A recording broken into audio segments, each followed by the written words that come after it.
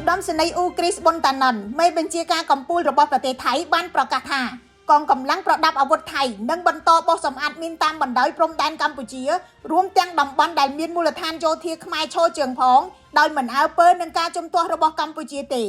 យោងតាមកាសែតខៅសូតចេញផ្សាយនៅថ្ងៃទី12ខែវិច្ឆិកាឆ្នាំ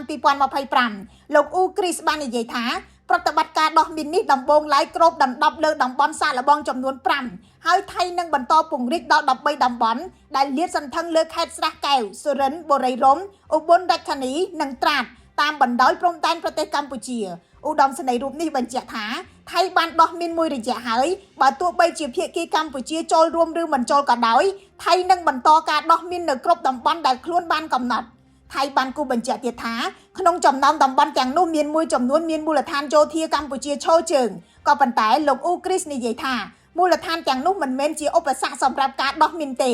គូបញ្ជាក់ថាការដោះមីននៅតំបន់អតិភិបនៅខ្សែបន្ទាត់ព្រំដែនកម្ពុជាថៃគឺជាចំណុចព្រមព្រៀងមួយនៃសេចក្តីថ្លែងការណ៍រួមទីក្រុងកូឡាឡាំពួរថៃសម្រេចព្យួរកិច្ចព្រមព្រៀងនេះកាលពីថ្ងៃទី11ខែវិច្ឆិកាហើយលោកអនុទានជានាយករដ្ឋមន្ត្រីប្រកាសច្បាស់ថាថៃនឹងឈប់ធ្វើតាមលក្ខខណ្ឌដែលចែងនៅក្នុងនោះហើយក៏ប៉ុន្តែថៃបន្តដោះមីនជាឯកតោភាគីដោយអះអាងថាទឹកដីនោះជារបស់ខ្លួនគិតត្រឹមម៉ោង1រសៀលថ្ងៃទី12ខែវិច្ឆិកាឆ្នាំ2025មិនទាន់មានការឆ្លើយតបជាផ្លូវការពីស្ថាប័នពាក់ព័ន្ធនៅកម្ពុជានៅឡើយទេចំពោះការសម្រេចចិត្តរបស់ថៃលើការងារដោះមីននេះខ្ញុំរស់សុធាពី News Today NTTV